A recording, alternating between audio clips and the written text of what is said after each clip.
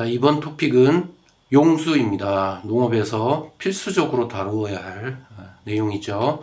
자, 용수 어떻게 되어 있는지 보겠습니다. 먼저 위험평가 그리고 계획, 이 두 가지가 반드시 필요합니다. 이거는 용수 부분에서 처음 본 게 아니죠. 많은 주제들이 있었는데요. 각 주제마다 위험평가, 그에 따른 계획, 이거는 항상 따라다니던 것이었습니다. 자, 용수 사용에 대한 위험평가, 무엇을 해야 되는가 보겠습니다. 먼저 식품 안전에 대한 위험평가를 해야 됩니다. 식품 안전을 해칠 수 있는 어떤 요인들을 찾아서 그걸 효과적, 효율적으로 통제하는 거, 이거가 위험평가가 되겠습니다. 그러면 어떤 점이 있을까요?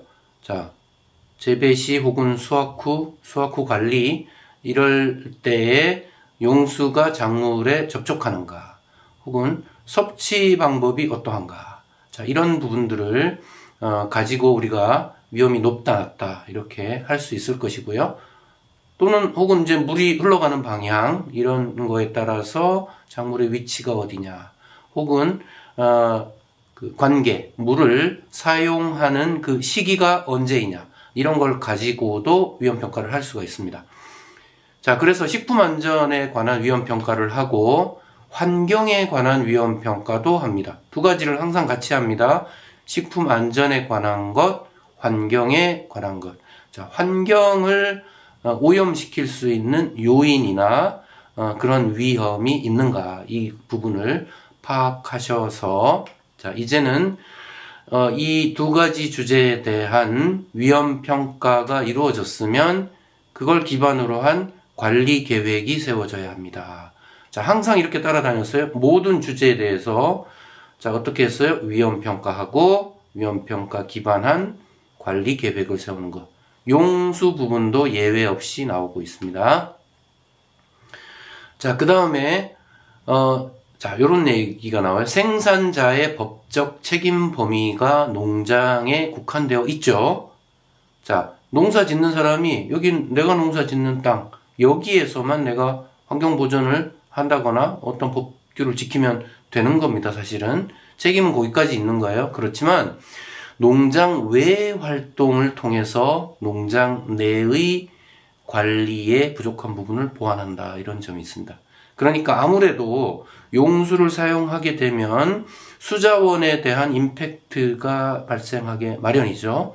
그러면 그거를 내 범위 안에서 관리하는 것도 당연히 해야 되는 것이고요. 그렇지만 그걸 넘어서 예컨대 그 지역에서 용수를 보존하는 그런 활동을 하는 단체가 있어서 거기에 가입해서 같이 활동을 한다, 이런 일이 있을 수 있습니다.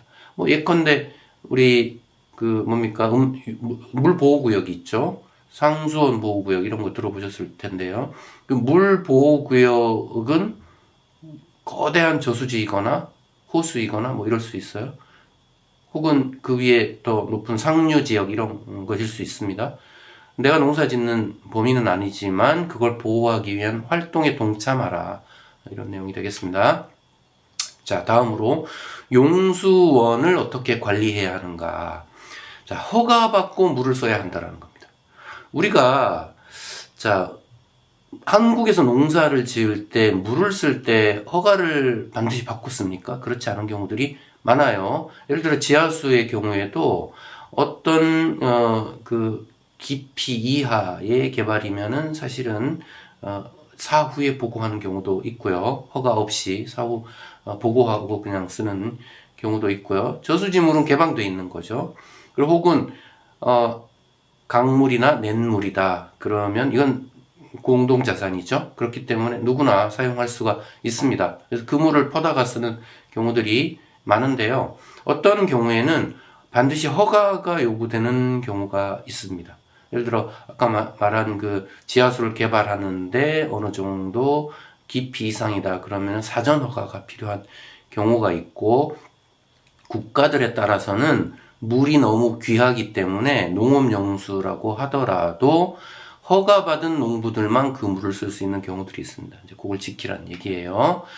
자, 그 다음에 허가를 받은 경우에도 어떻게 사용해야 한다라는 조건이 명시되는 경우가 있습니다. 예를 들어서 여름에만 사용한다. 우기, 고를 때만 사용한다던가, 혹은 어떤 하루 중에도 시간을 정해 놓고 쓴다던가, 혹은 사용 총량을 정해서 메타기에서 초과되지 않도록 한다던가 하는 제한 사항을 둘 때가 있습니다. 이거 준수하라는 얘기고요. 자, 다음으로 물을 효율적으로 사용하는 방안도 강구해야 합니다. 자, 물을 저장한다. 요 말은 뭡니까? 그냥 흘러가 버리는 물을 우리가 저장해 두면 사용할 수 있는 자원이 될 수가 있죠. 그래서 비가 오는 날 물탱크를 준비해 두고 거기다 물을 가둬둔다. 이런 경우가 되겠습니다. 이거는 건기, 우기가 뚜렷한 그런 지역에서는 사실 이건 주문하지 않아도 농부들 스스로가 그렇게도 하시겠죠. 자, 어쨌든 최대한 수자원을 효율적으로 써라. 아낄 수 있는 것은 아껴라. 이 말이고요. 그 다음에 물을 또 순환시킬 수 있으면 그렇게 하라라는 얘기입니다. 주로 시설 작물, 그 중에서도 우리가 이제 보면은, 그 양액재배라는 거 있어요. 그러면 물에다가 이제 이 양분을 용해시켜서 그걸 이제 공급하는 이런 시스템이죠. 그런 경우에 이 물을 그냥 방류하는 경우는 거의 없어요. 순환시킵니다. 그럴 때에 이 물을 가장 효율적으로 순환시켜서 사용할 수 있는 방안을 강구해야 되겠죠. 자, 다음으로 물 저장에 관한 부분입니다. 용수 저장 시설을 두고 그리고 이걸 잘 관리함으로써 용수 사용 기간을 늘려라라는 겁니다.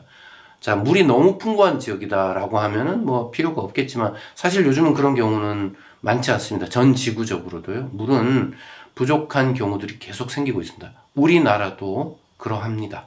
우리나라도 옛날처럼 물을 물 쓰듯이 하는 그런 시절은 이제 지나간 것 같습니다.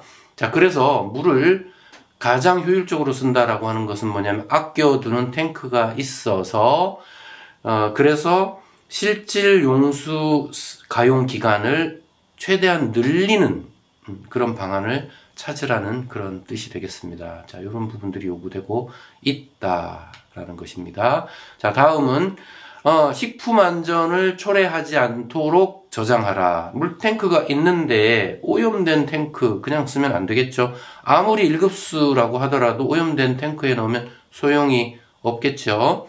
그래서 저장, 그 다음에 관계할 때에 사용한 호스나 노즐, 이런 장비들도 식품 안전의 문제를 초래하지 않는 방안을 강구해야 하고, 이건 정기적으로 테스트를 하고 또 어떤 조치를 해야 하는 것입니다. 물탱크에서 이런 일 많이 생깁니다. 물은 깨끗한데요. 물탱크 오래된 거고 그 안에 내부는 오염이 되어서 새로운 깨끗한 물을 넣더라도 오염되는 경우들이 있습니다. 이런 경우에는 정기적으로 청소를 한다던가, 또 예를 들어 이제 탱크가 있는데 뚜껑이 없는 경우 있습니다. 이런 경우에는 동물이 들어가서 거기서 이제 빠져 죽는 경우가 있어요. 그러면 물 오염 되겠죠. 이런 일들이 생길 수 있고, 또 동물이 거기다가 이제 배설하는 경우들이 있습니다. 그러니까 커버를 한다던가 하는 조치들을 해야겠죠. 이런 부분들이 되겠습니다.